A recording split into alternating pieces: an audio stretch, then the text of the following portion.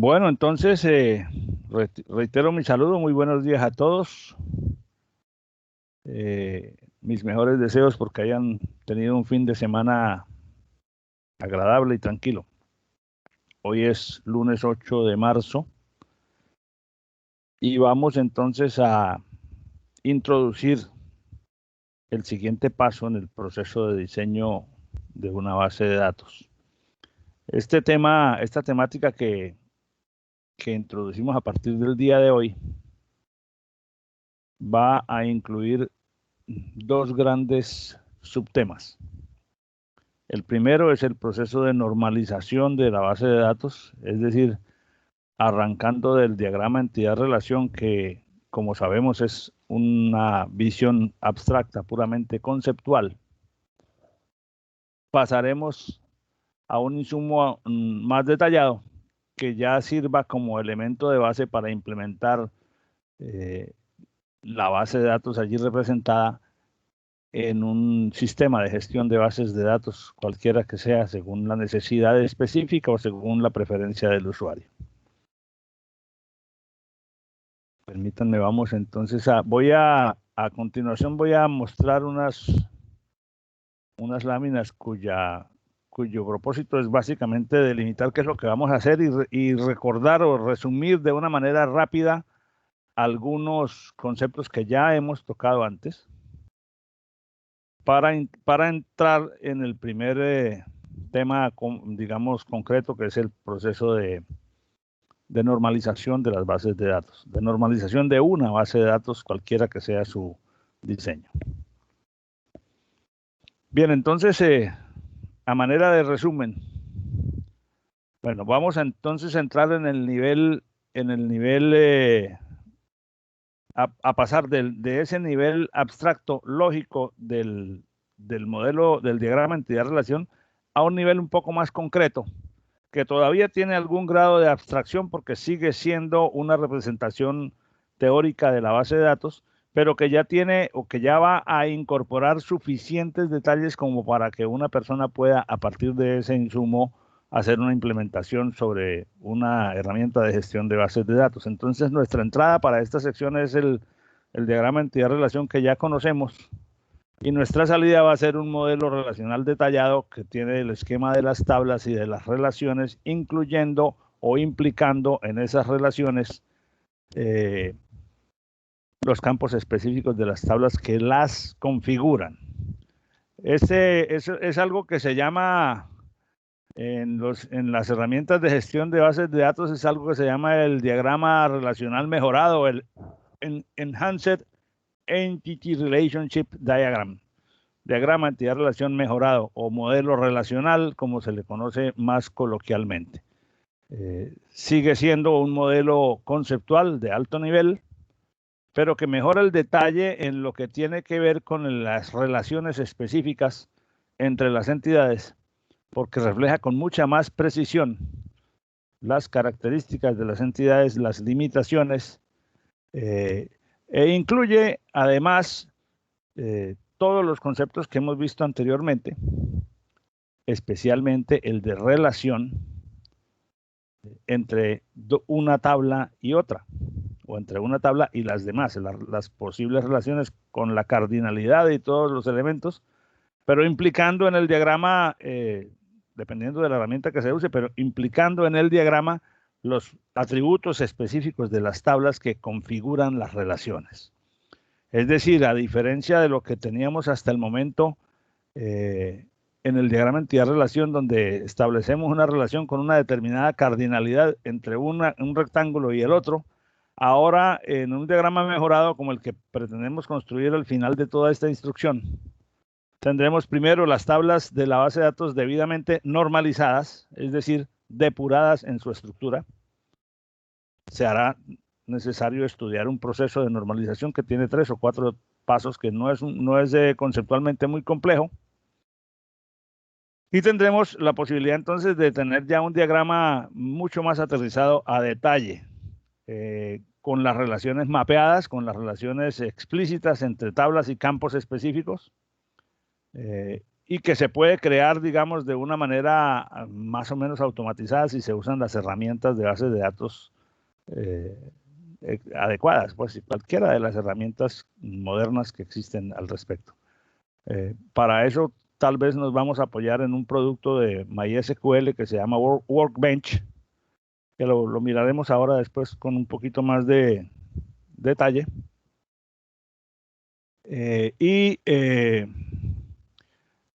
Y allí miraremos que es muy fácil llegar a ese nivel de detalle si tenemos los insumos suficientes. Entonces, a partir de un diagrama de entidad-relación y del análisis que desarrollemos sobre él, aprenderemos el proceso de normalización de cada tabla o de cada conjunto de tablas para eliminar al máximo posible del diseño de la base de datos los riesgos de redundancia, los riesgos de anomalía, los riesgos que ya conocemos y poder establecer relaciones específicas entre tablas de una manera concreta, involucrando llaves primarias, llaves foráneas. Bueno, ya en su momento definiremos todo eso con precisión, hasta tener un diagrama que muchas veces tiene una disposición estética o visual parecida a esta. Bueno, vamos a hacerlo después con herramientas, en donde aquí todavía no es visible, o aquí todavía no se ve con buena claridad en este ejemplo, que simplemente lo puse ahí como una imagen ilustrativa para la diapositiva, para que no sea solo texto. Pero que veremos cuando usemos una herramienta en particular que al establecer una relación, esa relación inmediatamente implica o amarra o conecta alguno de estos atributos con alguno de estos, de suerte que el programador y la herramienta como tal sabe muy bien o aplica a partir de esas relaciones ciertas restricciones que impiden o que orientan al usuario cuando está programando a que si va a ejecutar una orden que contravenga las reglas de integridad del sistema mismo, se las va a poner al frente y le va a decir, mire, usted eso no lo puede hacer porque hay una restricción que se está violando, etcétera, etcétera. Bueno, eso tiene básicamente la finalidad última es la de que ese diseño mejorado, ese diagrama relacional mejorado, sirva como insumo inicial para poder hacer la implementación real de la base de datos ya sobre un sistema de gestión de bases de datos, y entonces en ese momento le meteremos mano al lenguaje MySQL, al lenguaje SQL, a las distintos tipos de sentencias que involucra el lenguaje, en especial a las sentencias de definición de datos, que son la parte o el subconjunto del lenguaje SQL a través del cual se pueden crear estructuras de datos orientadas a almacenar tuplas de entidades específicas. Ya después de eso, entonces, entramos en la parte de lenguaje de manipulación de datos, que vendrá un poco más adelante, pero ya tendremos una base de datos montada en una herramienta. Permítanme un segundo, contesto un mensaje que me llegó de la decanatura. Regálenme un minuto mientras respondo eso.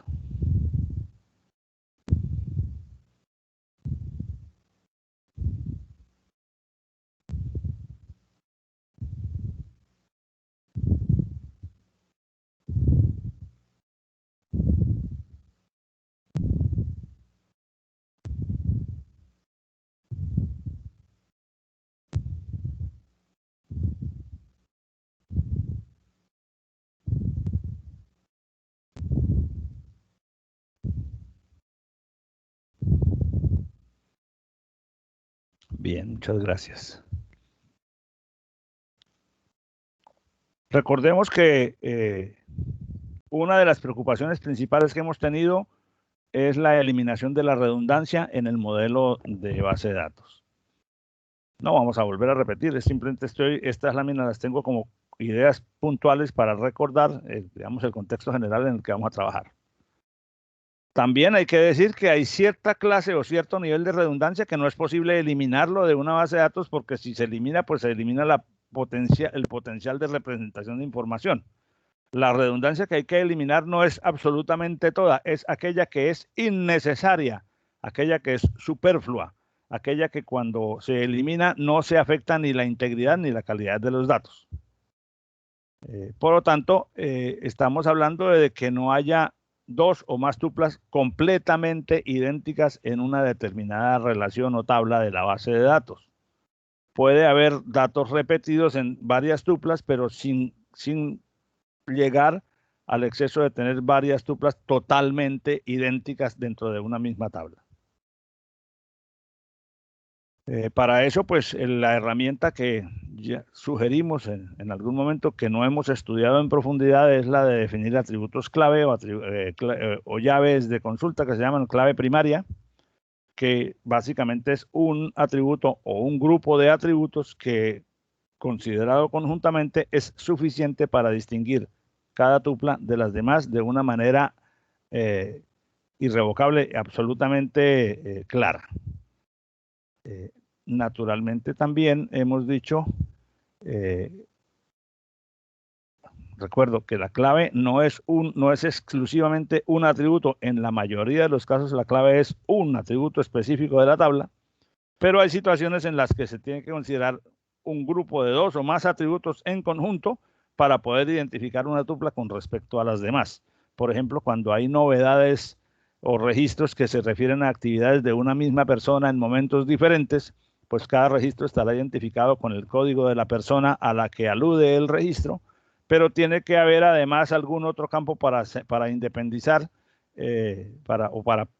digamos, poder identificar en el tiempo cada registro. Entonces suele usarse, además del código o unido al código, una marca de tiempo, un campo que dice fecha y hora en que sucedió el evento. Y entonces, aunque haya muchos registros con el mismo código empleado, la clave de esa tabla es el código del empleado más la fecha del movimiento, considerados conjuntamente como un solo entidad de datos, como un solo conjunto de datos que identifica cada tupla de las demás. Bueno, entonces en una tabla puede haber muchos atributos o puede haber varios atributos con esa característica, porque por ejemplo en la tabla de alumnos de la universidad, para cada uno de ustedes hay un campo que es el código del estudiante, hay otro campo que es el documento de identidad, y ambos son únicos, es decir, no hay dos personas con el mismo código y no hay dos personas con el mismo documento de identidad. Entonces puede haber varios atributos que permiten identificar una tupla de las demás y a esos en general se llama superclaves. Pero entonces, normalmente el término que usamos y que usaremos a partir de ahora para referirnos al atributo que está siendo usado como clave de consulta en una tabla es el término clave primaria. Es cualquiera de esos atributos superclaves que el diseñador escogió como clave de consulta o como clave de búsqueda dentro de una tabla. ¿Qué quiere decir eso? Que si tú tienes, por ejemplo, una entidad con una determinada clave de búsqueda, digamos, código del artículo, cada vez que necesites encontrar un artículo en particular, tienes que buscarlo recorriendo ese atributo, es decir, con un valor de búsqueda comparado contra todos los de esa columna, para ver si el que estás buscando se encuentra o no en la tabla. No se buscará entonces ni por el nombre. Bueno, es posible que eventualmente el campo nombre pueda ser usado para buscar, pero muy probablemente no sea la mejor elección como clave primaria, porque en el campo nombre podría haber nombres repetidos o muy parecidos, bueno, repetidos exactamente.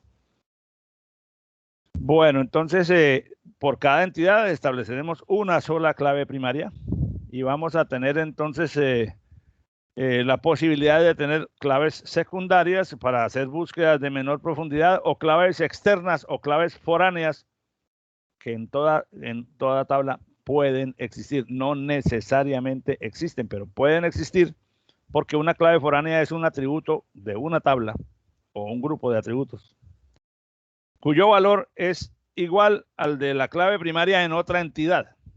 Eso lo veíamos, por ejemplo, en el caso del ejercicio pequeño ese de la biblioteca que usamos para ilustrar el concepto de diagrama entidad-relación. Creo que vale la pena mirarlo nuevamente. Vamos a ver si lo puedo abrir de una vez aquí.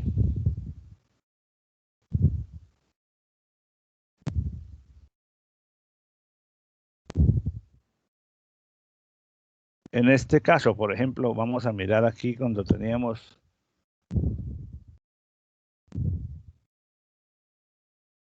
Decíamos que los materiales de la biblioteca, los libros, películas, videos, los distintos ítems que conforman la colección total de la biblioteca, tenían un código de material, un tipo de material, un título. El tipo depende de si el tipo lo clasifica cada tupla para decir que lo que hay, por ejemplo, en esta segunda línea es un libro.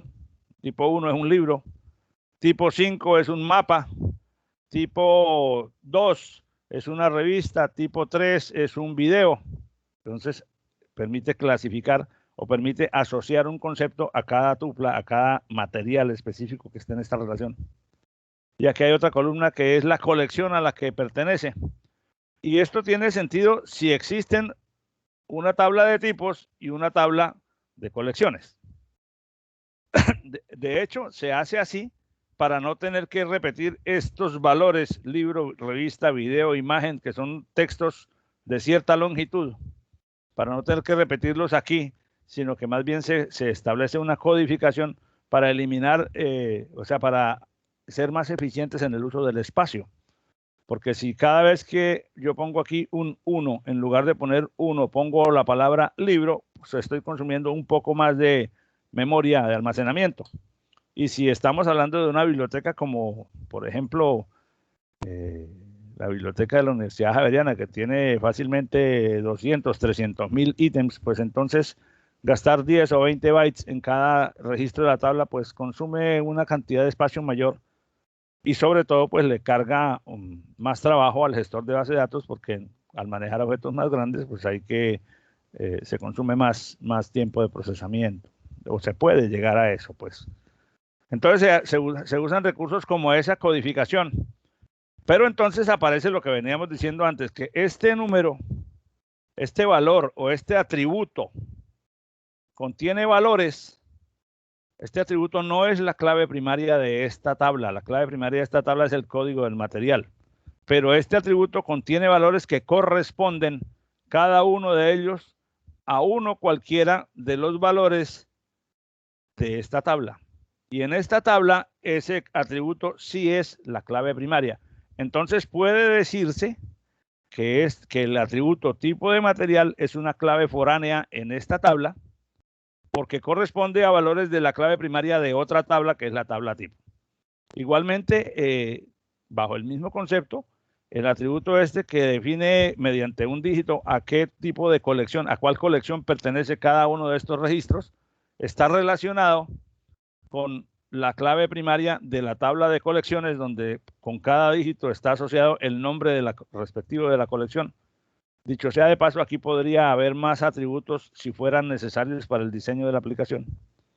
Pero lo que interesa en este caso es que esta columna de la tabla de materiales, de la entidad de materiales, que con un dígito describe a qué colección pertenece cada una de estos materiales, cada una de estas tuplas, es un número cuyo valor es obligatoriamente uno de los valores de la clave primaria de otra tabla. Por lo tanto, en la tabla de materiales, esta columna se considera, al igual que ya lo dijimos para esta, una clave foránea, porque sus valores, los valores que toma ese atributo para cada una de estas tuplas, corresponden obligatoria y necesariamente a uno cualquiera de los valores de la tabla de la clave primaria de otra tabla, en este caso, la tabla de colecciones. Ese es el concepto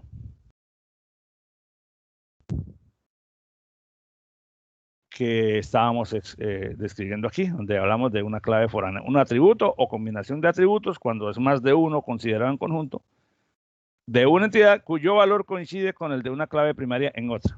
La tabla en la que se crea la clave externa se llama tabla dependiente.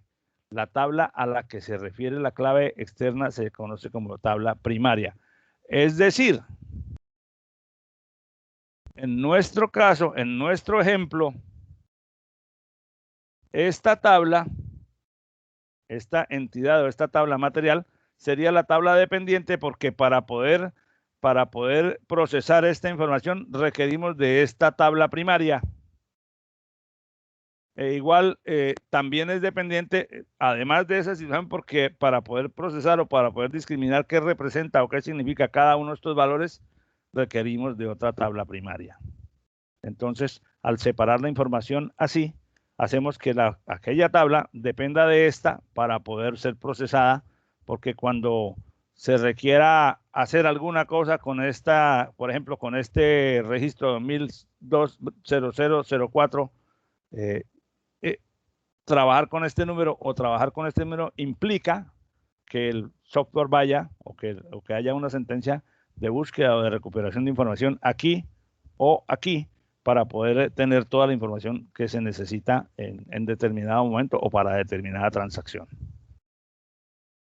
Bueno, entonces ya sabemos que dos tuplas no pueden tener el mismo valor en la clave primaria porque es una violación de integridad.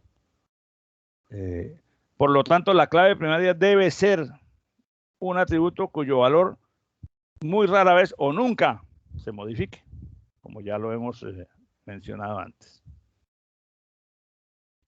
Entonces, en nuestro modelo mejorado relacional al que vamos a construir es un derivado del anterior, con mucha más información en torno a este tipo de cosas, en torno a, especialmente en cuanto a claves primarias, claves foráneas y relación entre una entidad con otras. Entonces es un diagrama en el que aparecen las entidades y se describen las interrelaciones mediante las claves primarias y las claves foráneas. De hecho, en las herramientas de gestión de base de datos, no creo que alcancemos a usar ninguna ahora, pero por ejemplo en Workbench, cuando uno tiene el diseño de las tablas y establece una relación, automáticamente el sistema pone los campos de cada tabla que configuran la relación, les da un resaltado y una descripción que hace que el diseñador fácilmente, o sea, que uno no tenga pierde en el momento de hacer las implementaciones. Bueno, lo vimos de la forma como se representan las entidades, etcétera, etcétera. No vamos a, ya este es un repaso que ahora, ese diagrama se puede hacer manualmente, lo cual ya no se hace así porque tenemos muchas herramientas como cualquiera de las que están aquí. Pero entonces, pues aprovechemos para mostrar o para tratar de hacer algo. Dígame.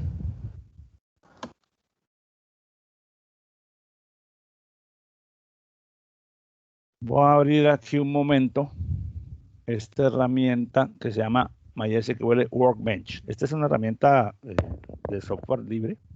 Está disponible en el sitio de MySQL, en la parte de las herramientas, de las descargas para desarrollador.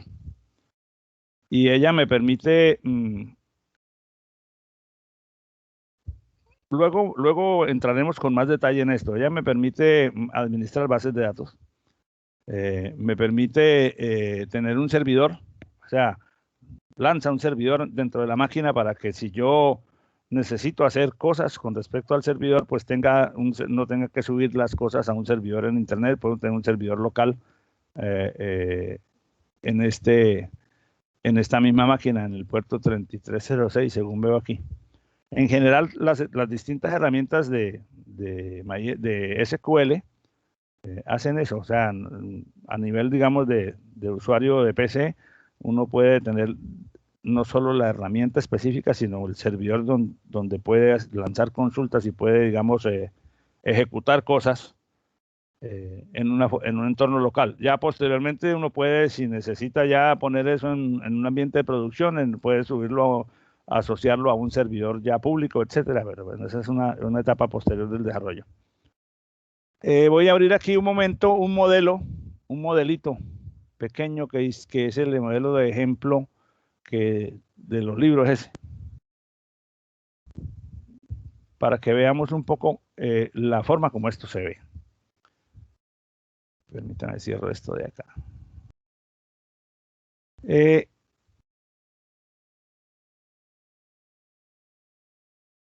Aquí yo tengo, bueno, porque aquí ya están creadas, digamos, aquí están las tablas de colección, material, multa, préstamo, tipo, usuario, son las mismas que teníamos en el ejemplo de la clase anterior. Cada una de estas tablas tiene una estructura Bueno, yo le puse aquí unas denominaciones un poco diferentes a los campos que tenían en las láminas de las diapositivas, pero se entiende. Por ejemplo, en el caso de la tabla de materiales, que era donde están los libros, la tabla de materiales que yo la tenía en nuestro ejemplo como así, código material tipo mat, titmat, outmat, para representar el código, el tipo, el título, el autor, la colección y el estado. Aquí la tengo código, tipo, título, autor, colección y estado con las palabras completas, pero es la misma estructura. Acá la diferencia es que cuando ya estamos trabajando sobre una herramienta como esta, pues uno tiene que definirle a cada campo el tipo de dato. Aquí pues habrá que estudiar, todavía no es un momento, pero más o menos ya podemos entender qué características tiene cada uno de estos tipos de datos. El varchar es el dato de tipo alfanumérico, en este caso de 5 caracteres.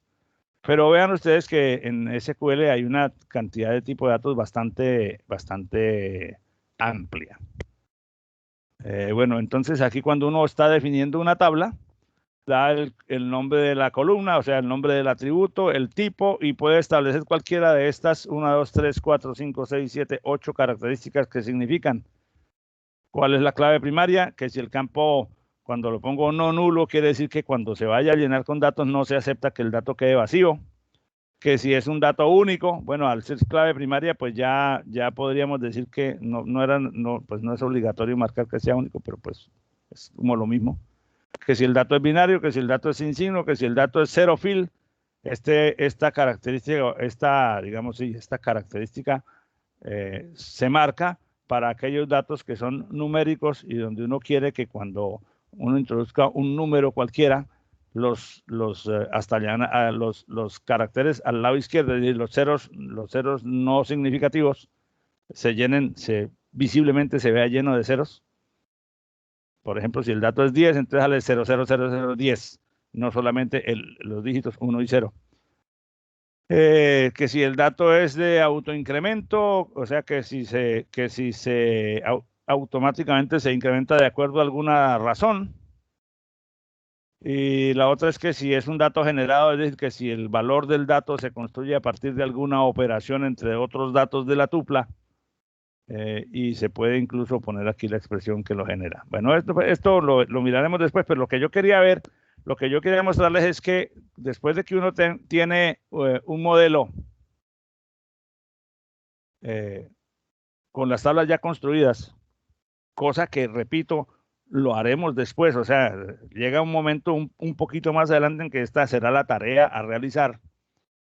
Después de tener el modelo, uno puede construir el diagrama. Al construir el diagrama, uno simplemente agrega las entidades,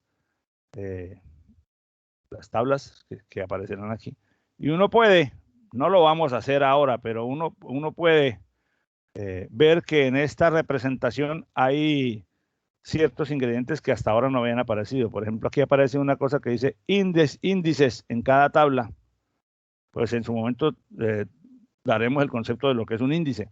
Pueden aparecer otras cosas que todavía no hemos estudiado, como pues son las vistas, que son como tablas adicionales, o los disparadores o triggers, que están asociados a campos específicos de cada tabla. En su momento, por ahora no aparecen. Pero aquí aparece, digamos, la simbología para hacer relaciones. Entonces, por ejemplo, si yo digo que esta relación hay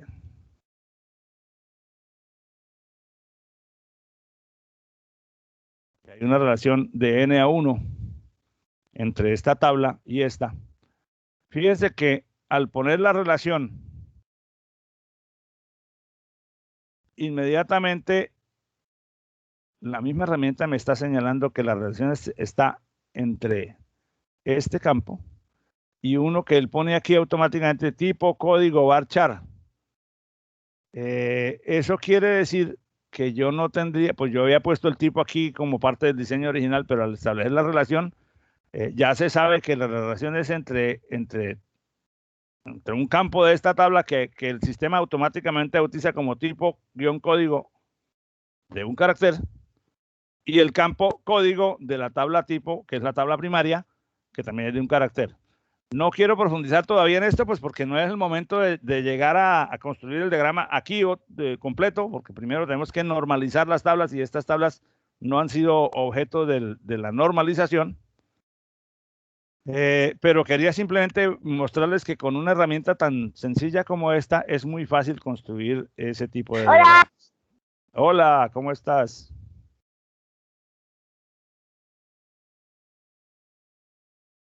Bueno, no voy a guardar esto, solamente era para mostrarles. Bueno, ya vimos, ya les mencioné sobre los tipos de datos en MySQL que posteriormente tendrán que leer y profundizar. Tipos enteros, numéricos, etcétera. Esto pues es de interés cuando estemos ya a nivel de implementación. Bueno, entonces ya esto ya vamos entonces a entrar en el tema de la normalización.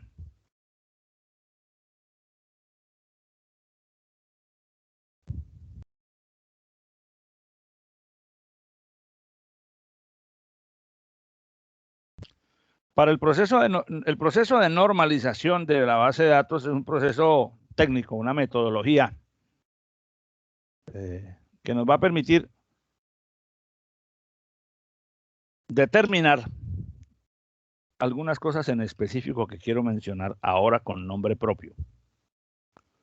Nos va a permitir tomar un diseño inicial y transformarlo en la medida en que sea necesario hacerlo a unas formas de representación equivalentes a la inicial, pero más eficientes, que se llaman la primera forma normal, la segunda forma normal y la tercera forma normal.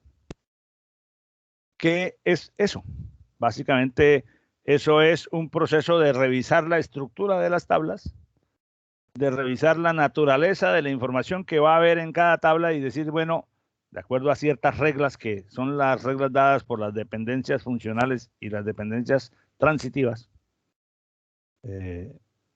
nos obligan a decir, mire, esta tabla hay que separarla en dos, así y asá, porque se cumple o porque no se cumple tal regla o porque se está cumpliendo tal otra regla. Entonces, hay allí unos criterios para desbaratar el diseño inicial si fuera necesario y transformarlo en un diseño nuevo, equivalente al anterior, que generalmente suele tener más tablas que el original, porque es mucho más específico y mucho más detallado, pero que les debo decir, cuando uno ya adquiere, o sea, cuando la persona se especializa en eso, suele hacer diseños iniciales que ya están prácticamente normalizados porque diseña con base en el conocimiento de esas reglas. Al principio uno diseña los conjuntos de datos de cada tabla con un criterio general, atendiendo tal vez a los requerimientos que el usuario le haya hecho y puede que sea susceptible de mejora.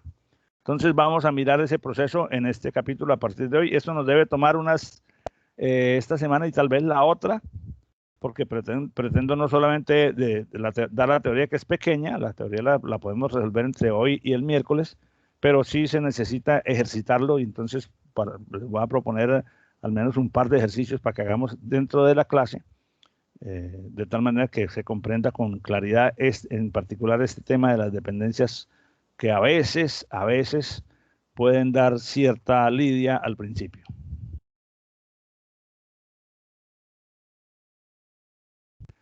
Conceptualizamos lo que es una dependencia funcional.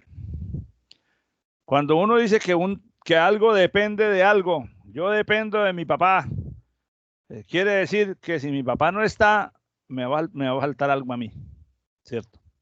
O no voy a poder hacer algo si no es con la ayuda de él.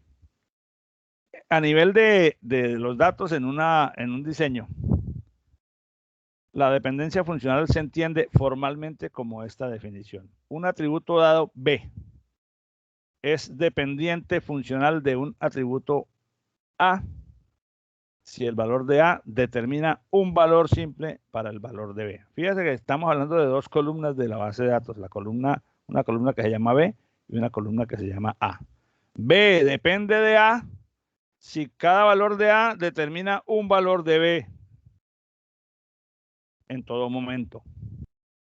Se escribe o se nota así, como quien dice, A determina B o B depende de A. Pero eso pues es pura, digamos, pura definición abstracta.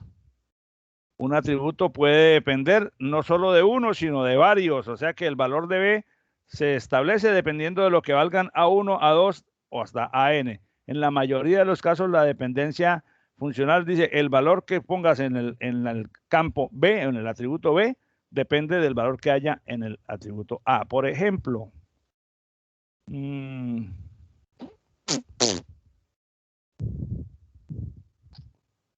veamos los ejemplos que hay aquí antes de profundizar en un ejemplo un poco más, escogido al azar. Si tuviéramos una tabla donde están un campo que se llama el ID del estudiante. Entonces ya vemos que hay un estudiante que aparece varias veces. Aquí hay otro que aparece 2 veces. Entonces, pero en la tupla de esta relación está el código, el ID del estudiante, un curso en el que el estudiante está inscrito, el costo del curso y una palabra que identifica el nivel del estudiante. Fíjense lo que estamos diciendo aquí. Entonces, el mismo estudiante aparece en matemáticas con un determinado valor y dice que está en nivel avanzado. El mismo estudiante también aparece en física con un costo diferente, pero dice que está en nivel intermedio. O sea, el mismo estudiante aparece como avanzado en un curso y como intermedio en otro. O sea, está tomando un curso avanzado de matemáticas y un curso intermedio de física. Pero fíjate que hay otros estudiantes que están tomando curso de física que también tienen niveles distintos, como este que dice básico, este avanzado. O sea, aquí tenemos un estudiante que está tomando física intermedio, otro estudiante que está tomando física básico, aquí hay otro que está tomando física avanzado. Eso nos hace pensar que aunque el nombre del curso sea física, en los 3 casos, seguramente no estamos hablando del mismo curso. Entonces ahí hay algo en el diseño que podrá ser mejorado posteriormente, pero que como nos dieron este insumo, estamos tratando de ver si hay dependencias funcionales. Entonces veamos. El valor que se guarda en esta tupla, este 150, depende de quién esté matriculado o depende de qué curso se trate. Entonces uno mira. Para matemáticas vale 150, el estudiante 100. Para matemáticas vale 150, al estudiante 200. El curso de física vale 175 para el estudiante 100, vale 175 para el estudiante 150, vale 175 para el estudiante 210. Entonces, ¿qué diríamos? ¿El valor de este atributo de qué depende? ¿Depende de quién lo esté cursando o depende de cuál curso se trate? Con la información disponible en la tabla, obviamente, no tenemos sino esos datos, o sea, no podemos hacer deducciones sino a partir de lo que aparece aquí. Entonces, si yo metiera otra tupla aquí al final que diga estudiante 305, curso, matemáticas, ¿qué valor pongo aquí?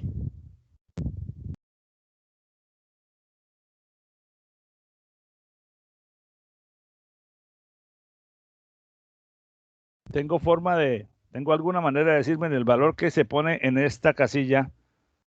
Se establece mirando, se establece evaluando este valor o este valor. El curso, profe. Correcto, ¿verdad? Entonces quiere decir que el costo está dependiendo del curso, no de la persona que está haciendo el curso.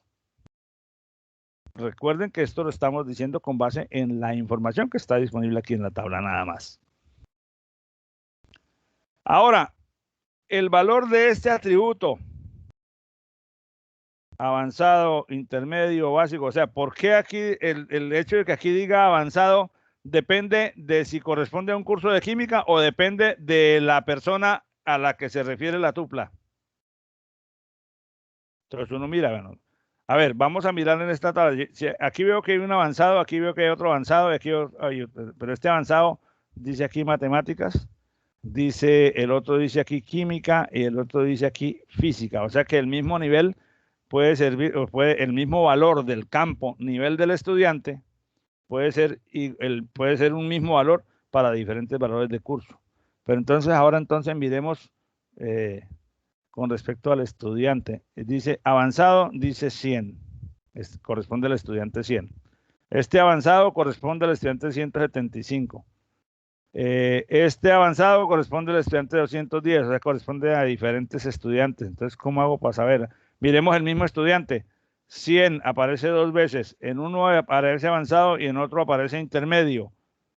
Lo que me induce a pensar que cuando yo lleno este campo, lo hago dependiendo de quién sea a la persona a la que corresponde la tupla, no tanto de qué curso sea, porque la misma persona muestra evidentemente distintos niveles de avance en distintos cursos. Por lo tanto, bajo esa óptica, el nivel del estudiante no depende exclusivamente de qué curso se trate, sino además de quién lo esté haciendo, porque en matemáticas hay avanzado y hay básico para distintos estudiantes. Significa entonces que el campo, en este ejemplo, con la información que está disponible, el atributo nivel del estudiante, se define dependiendo de quién sea la persona y en qué curso se encuentre. Entonces, este es un campo que tiene una dependencia funcional de la combinación de estos dos, no solamente de este y no solamente de este. ¿Está eso claro? ¿O hay alguna pregunta?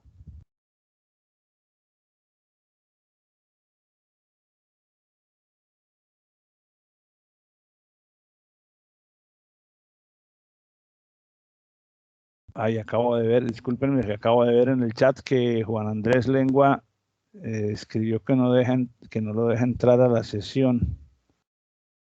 Pero entonces, ¿cómo escribió en el chat? Tal vez estuvo un momento o no sé cómo hizo. No sé si Juan Andrés me esté escuchando, pero en todo caso, si no pudo conectarse, tendrá que revisar el video de lo que estoy diciendo pues un poco más adelante.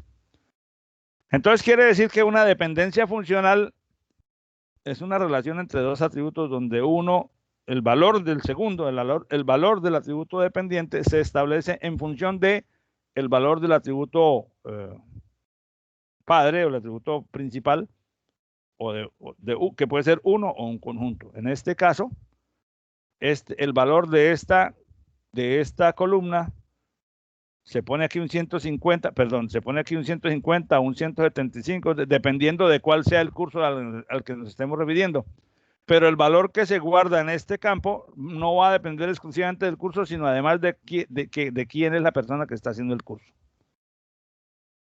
Eso es lo que es una dependencia funcional. Hay dependencias transitivas cuando B depende de A y luego encontramos que C depende de B. Entonces, B depende funcionalmente de A, quiere decir que el valor de B se fija dependiendo de cuál es el valor de A. Ahora, si C depende de B, quiere decir que el valor del atributo C se determina dependiendo de cuál es el valor del atributo B. Pero hay una transitividad, que es la regla matemática que conocemos de vieja data. Si B depende de A y C depende de B, en forma directa, en forma funcional, entonces C va a depender transitivamente de A porque el valor de B depende de A. Y si B depende de A y C depende de B, evidentemente C depende a la larga de A. Eso se nota o se escribe de esta manera, o sea, pues digamos, tiene ese concepto abstracto definido así. En este caso, por ejemplo, si la tabla representa códigos de estudiantes de una universidad, el nombre del edificio de residencias donde está alojado el estudiante y el costo que paga. Vamos a ver si hay dependencias funcionales. Uno mira que el costo, si yo miro alfa beta aparece 2 veces y en ambos casos el costo es de 1100. Si yo miro Perkin, aparece 2 veces y el costo es de 1200. Lionside aparece una sola vez, no, aparece 2 veces, 1220, 1220. Gateworm solamente aparece una vez. Entonces uno puede ver que el valor del costo está dependiendo de cuál es el edificio, de cuál es la residencia, que en Alfa Beta vale 1100, que en Perkin vale 1200, etc. Ahora bien, si esta tupla representa a un estudiante, al estudiante 100, 100 me identifica una persona en particular, es el estudiante fulanito de tal.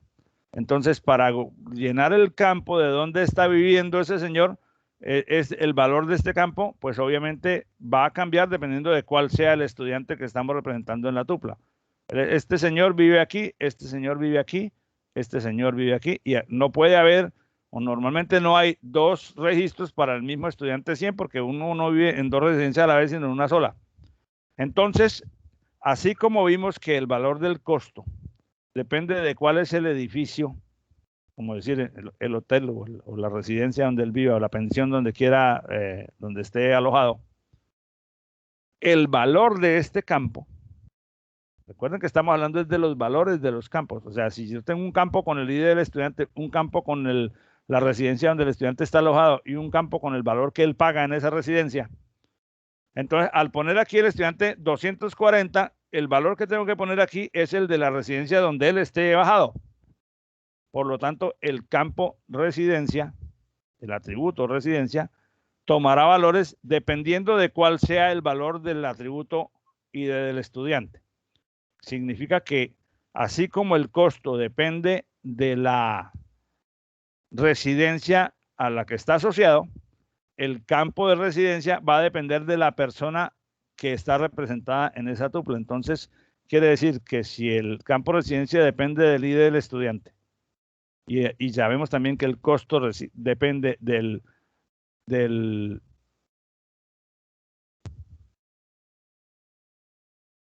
la residencia, como dice aquí. Entonces, esta relación que aparece aquí en la mitad, si residencia depende del ID y costo depende de residencia, entonces hay una transitividad en virtud de la cual costo depende del estudiante ID. O sea, no es posible o de entrada uno no pone, por ejemplo, si voy a meter una tupla nueva, estudiante 170, yo miro, bueno, supongamos que estoy tomando los datos a la persona, su residencia es tal. Entonces, solamente al definir este valor, se define porque al decir, bueno, la residencia es Perkin, entonces ya yo sé 1200. ¿Por qué? Porque yo sé que Perkin vale 1200. Pero ese valor solamente lo pude establecer al establecer y este valor solamente lo pude establecer al saber quién era la persona. Entonces, por lo tanto, este depende de este depende de con lo cual este depende transitivamente de porque su valor solamente se determinó después de haber determinado y el valor de este campo solamente se podía determinar sabiendo a qué persona nos estábamos refiriendo. Eso es lo que es una dependencia transitiva. Bueno, como ya se nos terminó la hora, no vamos a avanzar en más conceptos sobre este tema, pero por lo menos dejamos enunciados dos: la dependencia funcional y la dependencia transitiva. ¿Por qué empezamos por ahí? Porque el proceso de normalización que vamos a ver en la siguiente clase exige en sus primeras etapas eliminar las dependencias funcionales y eliminar las dependencias transitivas de acuerdo a ciertas reglas del modelo original, así sea necesario separar las tablas en más tablas de menos campos, pero con mayor pureza cada una de ellas. Eso pues entonces lo vamos a continuar haciendo en la clase del miércoles. Y quisiera saber antes de cerrar si alguno de ustedes tiene alguna pregunta o algún comentario que hacer.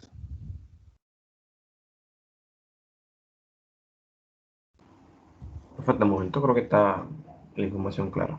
Bueno, entonces me resta solamente agradecerles su participación el día de hoy, su atención a mi clase. Ustedes son un grupo muy correcto, muy puntual. Les deseo que tengan una feliz semana. Nos veremos en la clase del miércoles para continuar con esta temática.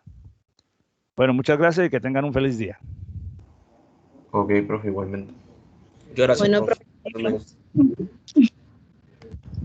Listo, profe. Chao.